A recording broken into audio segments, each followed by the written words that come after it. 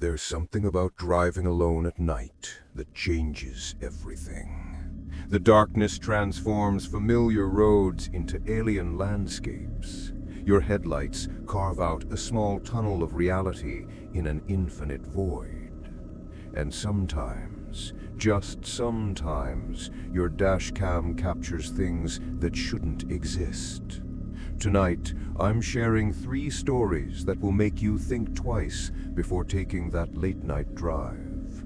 These aren't urban legends. These are real recordings from real people who encountered something they can't explain. Something that defies logic. Something that still haunts them to this day. It was 2:47 in the morning when Marcus began his drive home from his night shift at the warehouse. Interstate 76 stretched out before him like a dark ribbon, nearly empty except for the occasional semi-truck. Marcus had made this drive hundreds of times. He knew every exit, every curve, every mile marker. But tonight would be different. His dashcam timestamp reads 2:51 when something appears in his rearview mirror. Headlights. Not unusual, except these headlights are wrong. They're too high off the ground, too bright, almost blinding even from a distance. Marcus squints and adjusts his mirror, but the lights remain, maintaining a consistent distance of about 50 feet behind him.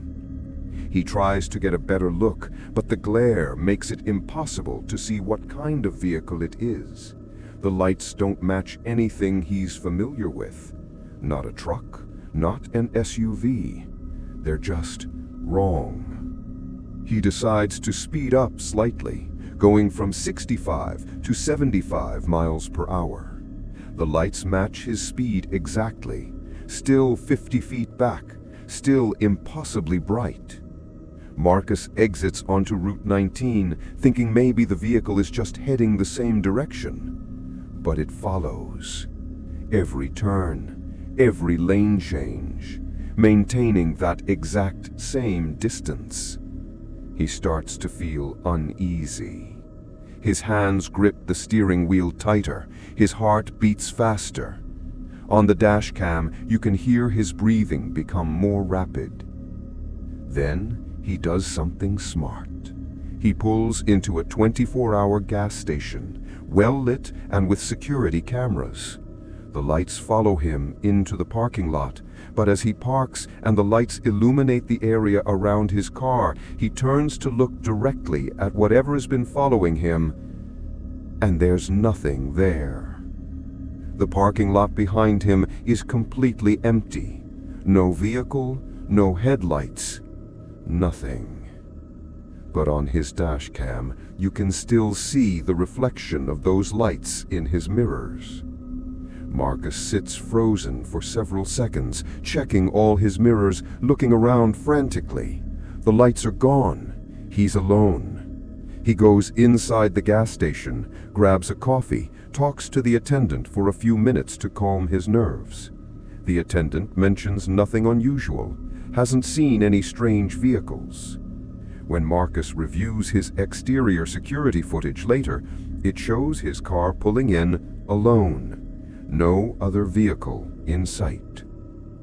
But here's where it gets truly terrifying.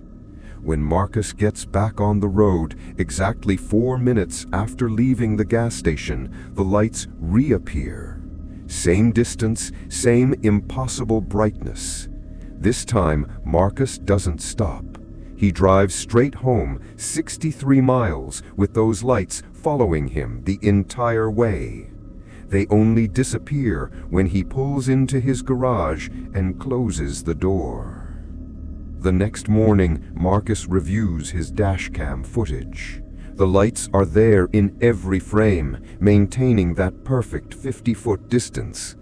But when he zooms in, enhances the image, tries to see what's producing those lights, the footage becomes distorted, static, corruption. as if something doesn't want to be seen clearly.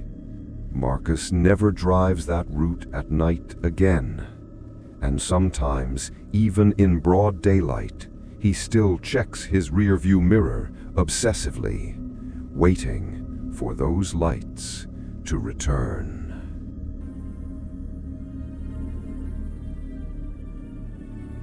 Sarah was driving through rural Montana, returning home from visiting her sister 3 states away. It was past midnight, and she'd been on the road for nearly 8 hours. The highway was desolate, cutting through endless fields and occasional patches of dense forest. Her dashcam's night vision mode was activated, casting everything in that eerie green-gray glow. At 12:37, her headlights catch something on the side of the road. A figure, a person standing perfectly still, arm outstretched with a thumb up, a hitchhiker. Sarah's first instinct is to keep driving. She's alone. It's the middle of nowhere. Nothing good comes from picking up strangers in the dead of night. But as she passes, something makes her look in her rearview mirror. The figure is still there, but now it's facing her direction, watching her car disappear down the road. And here's the thing that makes Sarah's blood run cold. The figure isn't on the side of the road anymore. It's in the middle of the lane, just standing there. She slams on her brakes, heart pounding, thinking she's about to witness someone get hit by a car. But there's no one behind her. The road is empty. Sarah tries to rationalize it. She's tired. She's been driving too long. Her mind is playing tricks.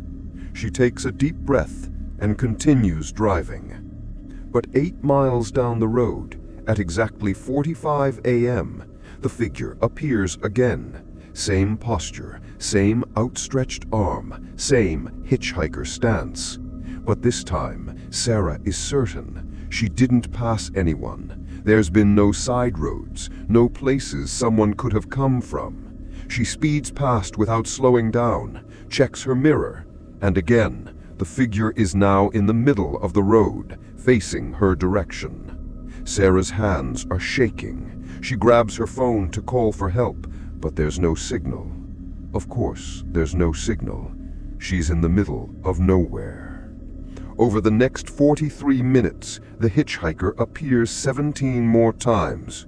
Always the same pose, always the same position, and Sarah realizes something horrifying.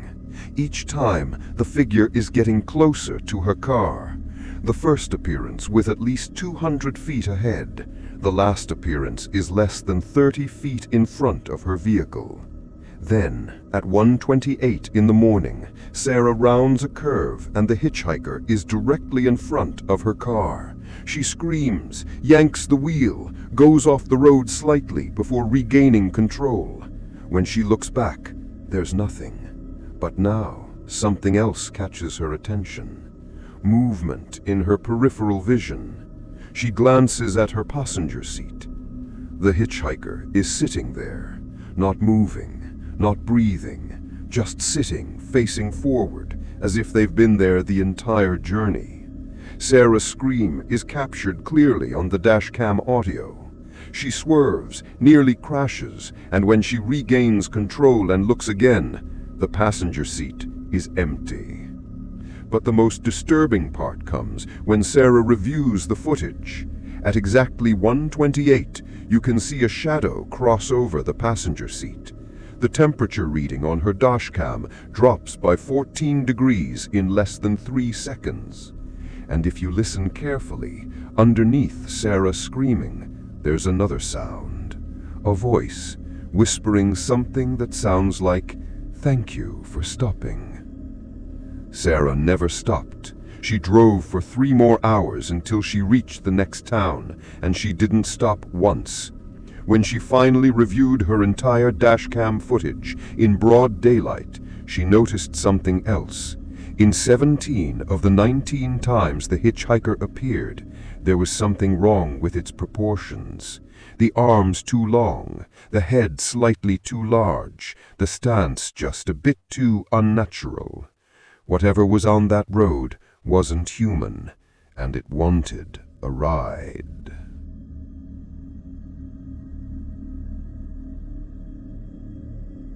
David's story is the shortest, but perhaps the most disturbing of all.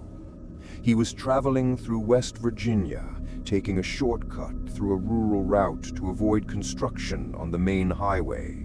His GPS led him to an old tunnel, something that wasn't marked on modern maps but clearly existed. The tunnel entrance was aged, covered in moss and vines, but the road leading through it seemed maintained enough. David's dashcam timestamp shows 3:14 in the morning when he enters. The tunnel is longer than expected. His headlights show concrete walls, old fixtures, occasional puddles, nothing unusual. But as he drives, he notices something odd: his odometer. When he entered, it showed that the tunnel should be about a quarter-mile long, but he's been driving for over a minute now at 40 miles per hour. That's already more than a half mile. He keeps driving. The tunnel continues. 2 minutes, 3 minutes, 4 minutes. At this speed, he should have traveled over 3 miles by now.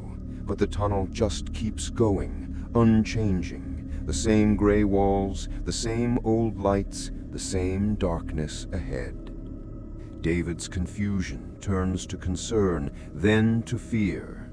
At 6 minutes and 43 seconds into the tunnel, his headlights catch something. There's a car ahead of him, abandoned, an old sedan, probably from the 1980s, sitting in the middle of the lane. David slows down, considering whether to stop and check if anyone needs help. But something feels wrong. The car looks like it's been there for decades. Rust, broken windows, yet his GPS still insists he's on an active road. He carefully maneuvers around the vehicle and continues. That's when he sees the second car, then a third, then a fourth. All old, all abandoned, all positioned at regular intervals down this impossible tunnel. David counts 12 vehicles in total, each one older than the last. The final one appears to be from the 1950s. And then, at 9 minutes and 17 seconds, his headlights finally catch something else: the tunnel exit. Relief floods through him. But as he approaches, he realizes the exit isn't right. The opening he's heading toward looks exactly like the entrance he came through. Same moss, same vines, same aged appearance. He drives through, expecting to emerge into the night. Instead, he enters another tunnel, identical to the first. His GPS freaks out, spinning wildly, unable to determine his location. David's breathing becomes panicked on the audio. He speeds up, pushing 60 miles per hour now. He drives for 3 minutes and finds the same abandoned cars, same positions, same makes and models. He reaches another exit and enters another identical tunnel. This happens 4 more times, 6 tunnels total, all identical, all impossible. David is nearly hyperventilating now, muttering prayers, begging for this to end. And then, in the 7th tunnel, his headlights catch something different. Standing in the middle of the road, next to one of the abandoned cars, is a figure, but it's not quite human. It's tall, impossibly tall, with proportions that don't make sense. The dashcam struggles to focus on it, as if the camera can't quite comprehend what it's seeing. David doesn't slow down. He accelerates, closing his eyes as he passes the figure. When he opens them, he's out. He's on a normal road, under the stars, with clear GPS signal showing he's exactly where he should be. Except his dashcam timestamp shows 27 minutes have passed. He drove through what should have been a quarter-mile tunnel for 27 minutes. The next day, David returns to find the tunnel in daylight, to prove to himself it was real. He searches for hours, but there's no tunnel. The road his GPS led him to the night before doesn't exist. It's just forest. Dense, impassable forest. His dashcam footage is the only proof that the tunnel was ever there.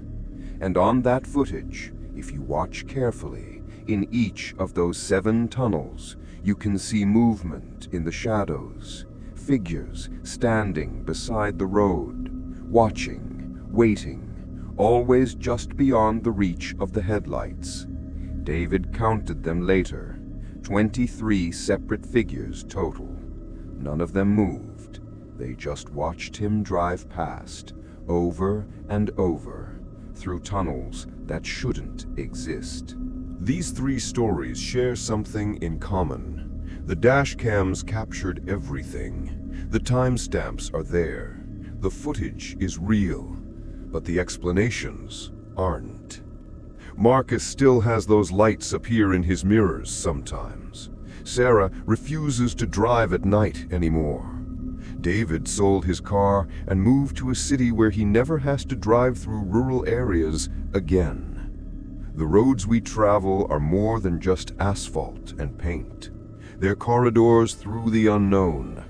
And sometimes, in the dead of night, when you're alone, with just your headlights and the darkness, you might encounter something that reminds you that we share this world with things we don't understand.